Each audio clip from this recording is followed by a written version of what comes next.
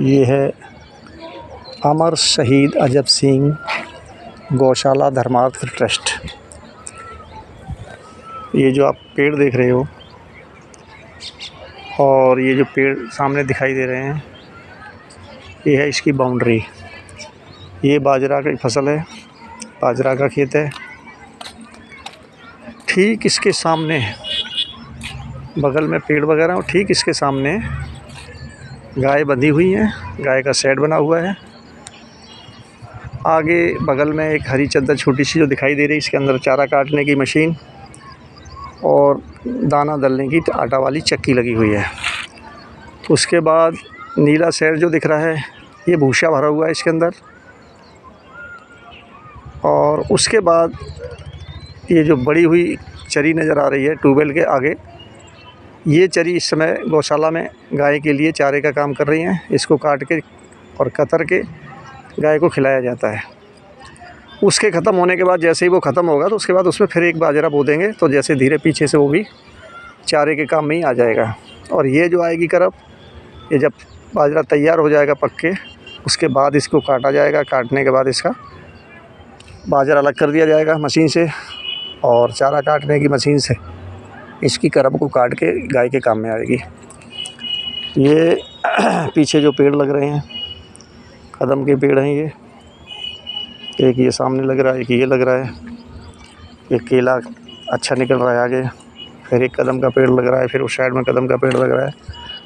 और जो ये रास्ता आपको सामने नज़र आ रहा है, ये जो यहाँ से निकला है, ये सीधा जो पगडंडी नज़र आ रही है ना हमारी, ये गाय के शेड के लिए।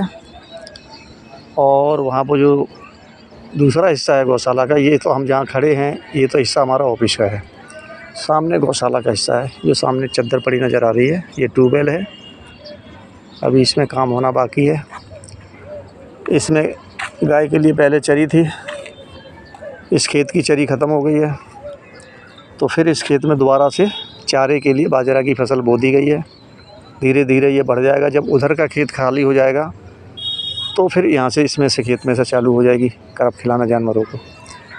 ये थोड़ा जो ईंटों के घेर से दिखाई दे रहे हैं किनारे किनारे रास्ते के, ये सारे के सारे आम, कटहल और आपका इस साइड में संतरा का इसका पेड़ है, मौसम्मी का, अमरूद का। ये जो सारे पेड़ यहाँ से लेके आगे तक इस लाइन में अभी लगाए गए हैं। इस बार बरसात अच्छी होने से आप देख रहे हो कि फसल भी अच्छी है और इन पेड़ों को भी अच्छी मौका मिल गया कि अपनी अच्छी तरह से इन्होंने सबने जड़ जमा रखी है।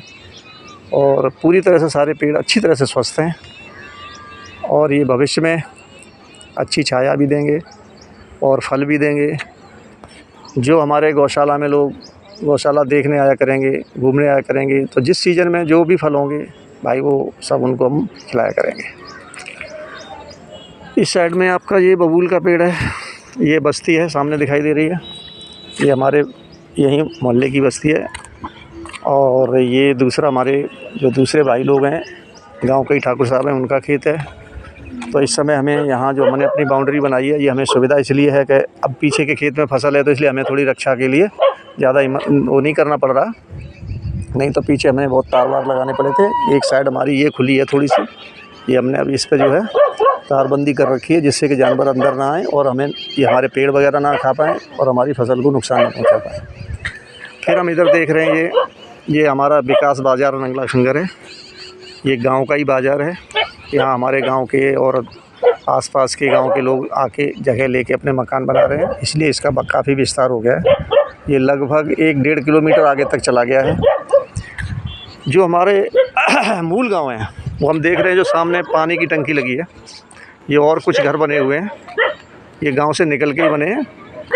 बाकी जो आप एक टावर देख रहे हो, जो लंबा टावर आपको दिखाई दे रहा है दूर, ये टावर हमारे गांव की जो ठाकुरों की शाला है, जिसको ठाकुरों की शाला बोलते हैं, और ये पूरे मौजे की शाला है, उसी पे कि ये टावर लगा हुआ है। वहाँ हमारा बहुत बड़ा मंदिर है। और इस समय जो सांस्कृतिक मंत्री हैं, उन्होंने उत्तर प्रदेश के सभी बड़े बड़े जो मंदिर हैं उनको आर्थिक मदद की है और वहाँ उनका विकास हो रहा है। वहाँ हॉल वगैरह बन रहे हैं और 4 बाउंड्री 4 दीवारी हो रही है और गेट लग रहा है। ये यहाँ से मेरा घर कम से कम 1.5 किलोमीटर है, लेकिन हमें किसी प्रकार की कोई असुविधा नहीं होती है। हम यहाँ पे रहें या कोई रहे या ना रहे, सारा हमारा सामान पूरी तरह से सब जगह सुरक्षित, जहाँ जैसा रखा होता है वैसा ही मिलता है।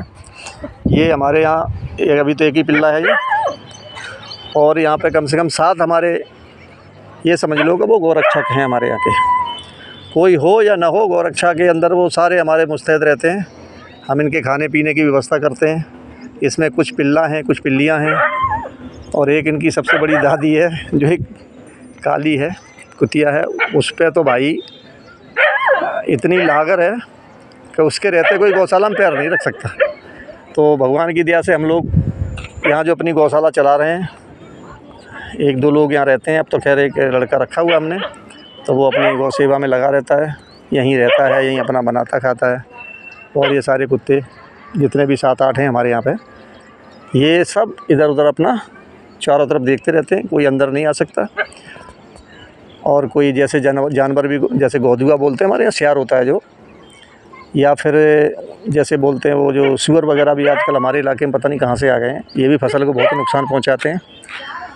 तो सारे मिलके हम लोग ऐसे ही देख रहे हैं। अभी जब कुछ और होगा तो आपकी सेवा में और प्रस्तुत कर दूँगा।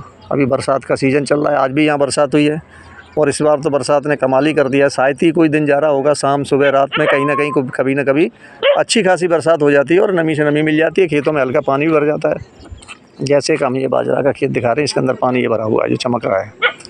तो खूब अच्छी फसल है, पानी की मेहरबानी है इस समय। खूब पानी की कोई वैसी कम दिक्कत नहीं आई, जैसी कई बार होता है कि बाजरा की फसल आगे जा रही है और उसे पानी नहीं मिल रहा है तो फिर वो सूख जाती है या कमज़ोर पड़ जाती है। ऐसा इस बार नहीं है। इस बार बहुत अच्छी बारिश हुई है और बहुत अच्छी फसल है। पूरा हमारा ये देख लो सामने, जिसकी भी फसल है बाजरा की, सबकी अच्छी काली एकदम बढ़िया फसल है एकदम। और ये इस बार पैदावार भी अच्छी देगी क्योंकि उनको भली भांति से पानी मिल गया है। जय श्री राम।